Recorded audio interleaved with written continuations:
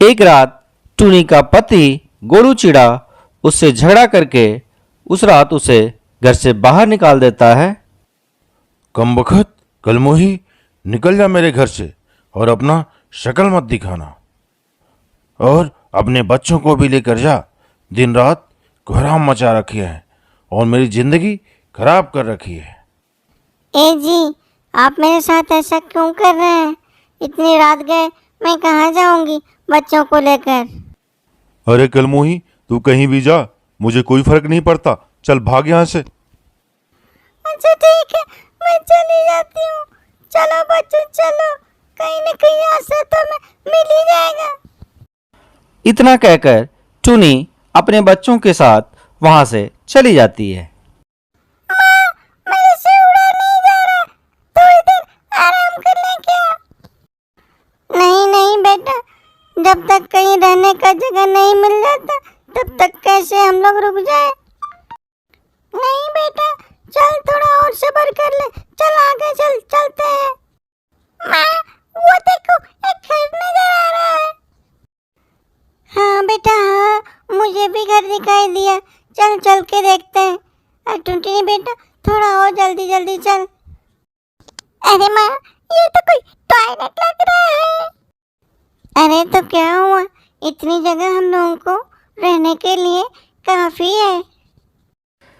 टूनी बच्चों के साथ बैठकर टॉयलेट में ही आराम करने लगती है।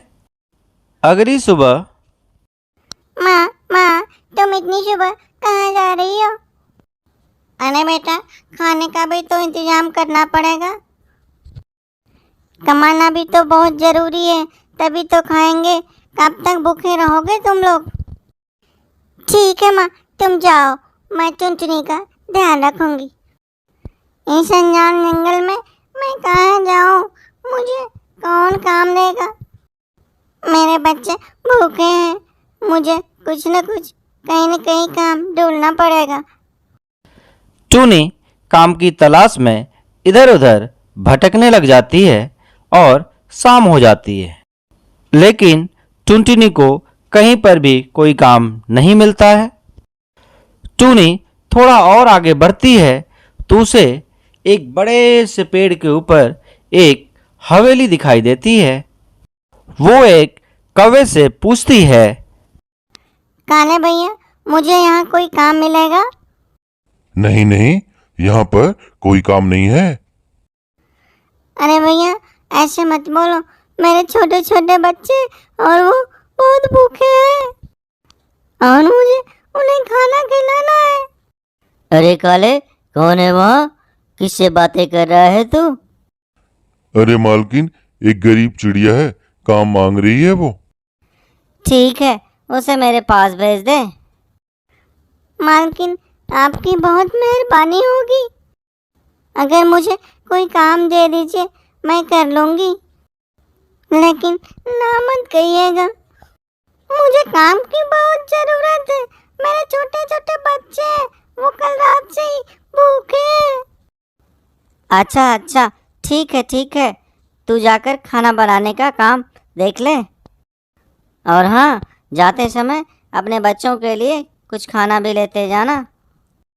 ठीक है मालकिन, शुक्रिया, आपका भगवान भला करे। उसके बाद टूनी उस हवेली में खाना बनाने का काम करने लगती है और इसी तरह बहुत दिन गुजर जाते हैं। और एक दिन, अरे टुनी, तू रहती कहाँ है? तेरे बच्चे स्कूल में पढ़ते हैं या नहीं? अरे मालकिन, आप मेरे घर के बारे में मत पूछिए, वो बहुत दूर है। अरे टुनी, बताना कहाँ है तेरा घर? मैं सच में तेरे घर को देखना चाहती हूँ। अरे मालकिन, मेरे पति ने मुझे घर से मार पीट के बाहर निकाल दिया है। मालकिन, हम सभी अभी टॉयलेट में रहते हैं।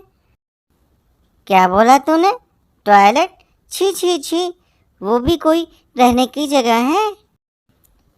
एक काम कर, तू अपने बच्चों को भी यहीं पर लेती आ और अपने बच्चों के साथ यहीं पर रह रहे तू भी। नहीं नहीं मालकिन, आप इस मुसीबत को अपने सर पर क्यों ले रही हैं? क्या पता मेरा पति कब यहाँ पर आ जाए और यहाँ पर भी झगड़ा करने लगे। मालकिन, तब मैं कहाँ जाऊंगी? अरे टूनी, तू कैसी बातें बोल रही है? तेरे छोटे छोटे बच्चे हैं, कौन सा भविष्य दे रही है तू उनको? तो मैं क्या कर सकती हूँ मालकिन? मैं तो गरीब और असहाय हूँ, और भी क्या कर सकती मैं? देख टूनी, गरीब होना कोई पाप नहीं है, और हाँ, तू असहाय नहीं है।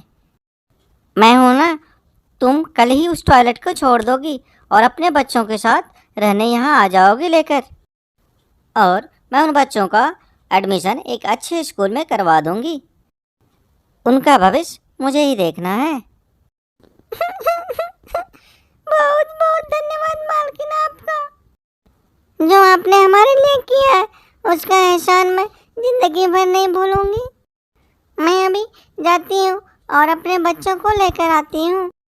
और टुनटुनी फिर से उड़कर अपने बच्चों के पास जाती है और बोलती है, ये लो बेटा, तुम लोग जल्दी से ये सब खा लो। अब हम इस टॉयलेट में नहीं रहेंगे, अब हम बहुत बड़े कोठी में रहेंगे। भगवान ने हमारी सुन ली बेटा, और तुम लोग स्कूल में पढ़ोगे और अच्छे अच्छे कपड़े भी पहनोगे। ये क्या बोल रही हो माँ? अब मैं भी स्कूल पढ़ने जाऊंगी? रानी बेटा, तुम भी पढ़ने जाएगी? चलो जल्दी जल्दी खाना खाओ और ज़्यादा बातें मत बनाओ। हे भगवान, तेरा लाख लाख शुक्रिया, तूने मेरी सुन ली और बच्चों का भविष्य संवर जाएगा। टूनी, ये ले स्टाफ रूम की चाबी, अब से तू बच्चों के साथ वहीं रहेगी। टूनी मालकिन से चाबी ले लेती है और बच्चों के साथ वहीं पर खुशी खुशी रहने लग जाती है।